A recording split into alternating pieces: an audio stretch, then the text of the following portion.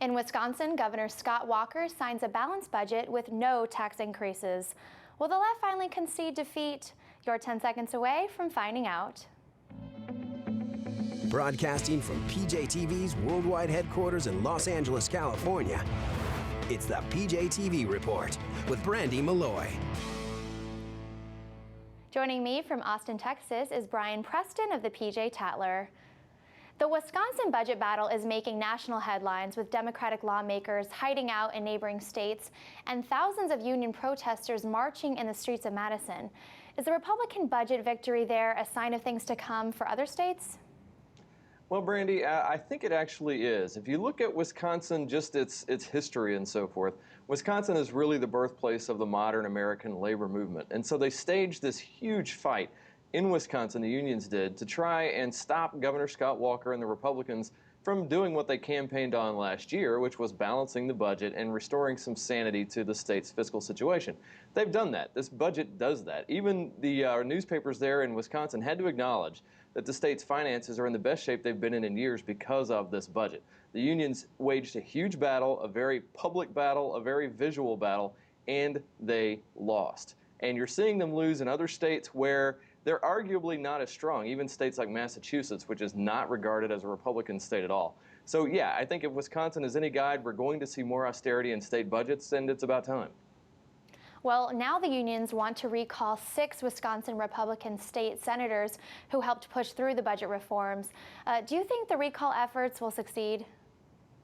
Honestly, I think if you look at the election of Chief Justice David Prosser on the Wisconsin Supreme Court, again, the unions and the left and the Democrats, they went all in on that election and they fell short. Then they tried having a recount and fell short again. So now they've got this personal squabble thing going on between him and another justice on the court, which I don't really expect to go anywhere. But with regard to these recalls, honestly, I thought they might pick off a few weeks ago, but now the budget is signed, and folks, I think, just want to stop all the noise. So I would be actually surprised if any of these recalls actually succeeded.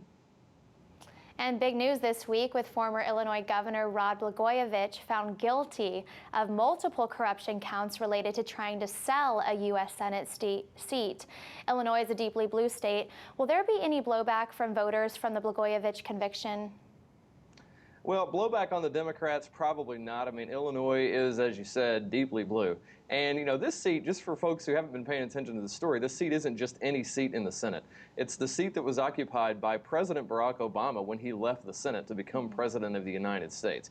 So it's a fairly significant seat in that regard, and today it's held by a Republican, actually. As for Blago, what can you say about this guy? He is his own worst enemy, isn't he? That's right. Last question for you, Brian. You've been writing at the PJ Tatler that Tim Pawlenty is showing surprising strength in at least one state, his home state of Minnesota. I thought Minnesota was reliably blue. Well, Brandy, Minnesota is reliably blue. In fact, Minnesota hasn't voted for a Republican for president since Nixon back in 1972. I don't know about you. I don't remember that election at all.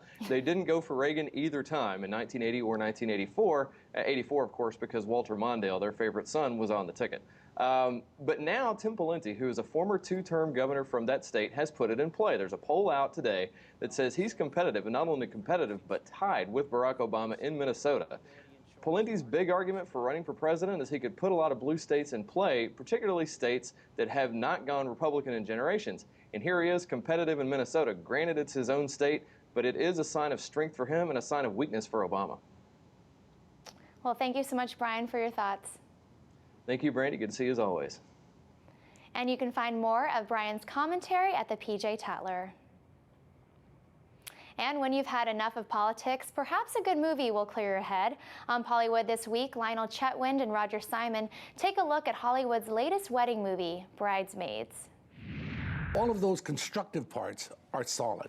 It delivers entertainment. I laughed. I thought it was wonderful. I was touched.